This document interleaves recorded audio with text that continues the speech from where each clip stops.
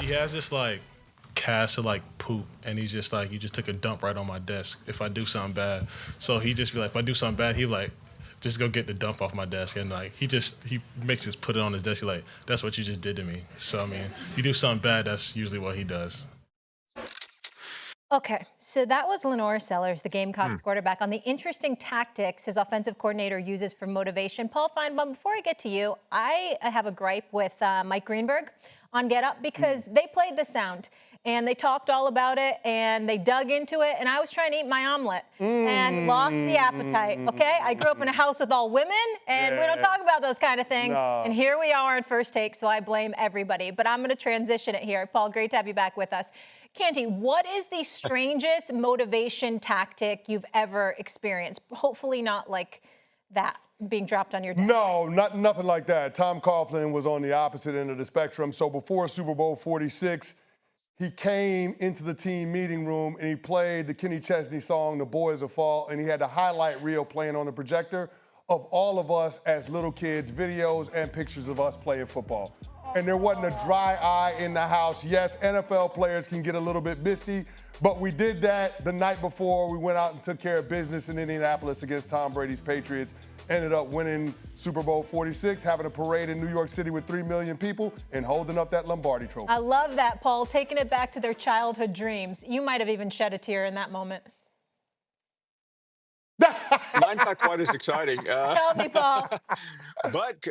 But it does involve a former New York Giants coach. Bear Bryant retired and then died, and he was replaced by Ray Perkins, who left, can you believe this, the New York Giants to go to the University of Alabama. And it was my first year as a columnist, Molly. So I was just knocking this guy big time. And he gave an interview. Somebody was asked, what do you make out of this new columnist? And he said, let me tell you something. He said, we had guys that drove the trucks in New York City delivering delivering the tabloids who was more difficult, who was tougher on us than this guy. This guy doesn't bother me at all. And I said, you know what? We'll see about that. Ultimately, he fled Alabama because he could not handle the heat, and he went to the Tampa Bay Bucks, Chris, where he was a complete disaster. Unfortunately, he's gone now. He's not here to respond. But he made me a great columnist, and my dream was always to be at the New York Post and blasting guys like Canty and the Jets. You love his aspirations? Love it. Blasting Love guys it. like you. I'm sorry that I stepped on you there, Paul, but we had some footage of young Paul Finebaum. Oh, yeah. It was very cute to see. And I love also that Paul, in his first year as a rookie, he's already going after people. Yeah. No prisoners. Well, that's what makes Paul Paul, yeah, right? Paul, yeah. Exactly. Equal opportunist. If he did anything else, if he actually wrote something positive, we wouldn't know what to do with ourselves. 100%. Yeah. All right, let's dive into college football, guys. Taking a look now at the top 10 of the AP poll, which sees Texas at number 1, along with Penn State at 2, and the defending national champions Ohio State at 3, while Alabama, sits at number 8. Okay, Paul, is Alabama the team in this top 10 that you believe has the most to prove this season? They absolutely do, because we're so used to them being at the top under Nick Saban. And Kalen DeBoer last year, he had an okay first season, okay for maybe Washington where it used to be, but 3 different times he was a double-digit favorite on the road or at a neutral site game and lost. And that is unacceptable.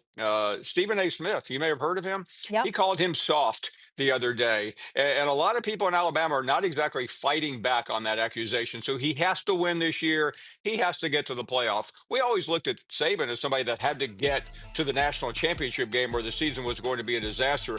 But if Kalen DeBoer does not take this team to the playoff, the season will be a disaster.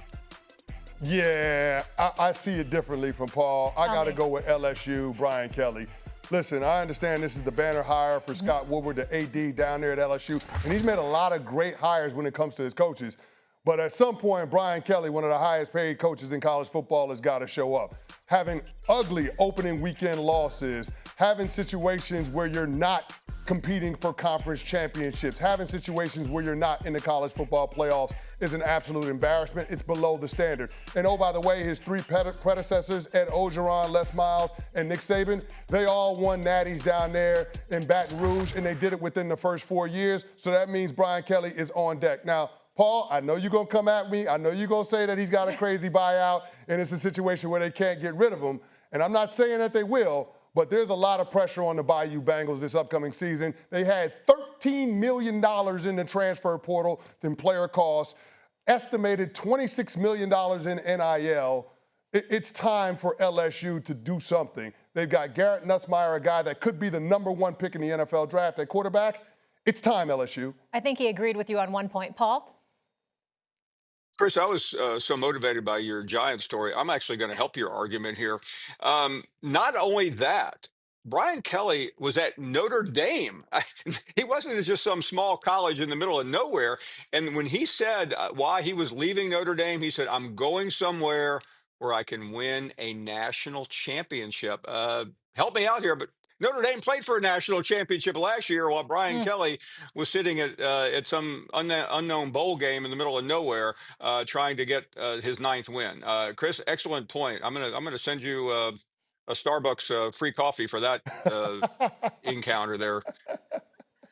I like you two together. Yeah. I do. Absolutely. It's Paul? pumpkin spice latte season. Let's go. Oh, are you a pumpkin spice guy? Yeah, it's never too early. Oh, It's my never too early, goodness. Molly. I can't, Paul. Never Look, too Paul, early. look where you started. I'm waiting on it, Paul. It is Let's feeling go. like fall in New York. Paul, you're the best.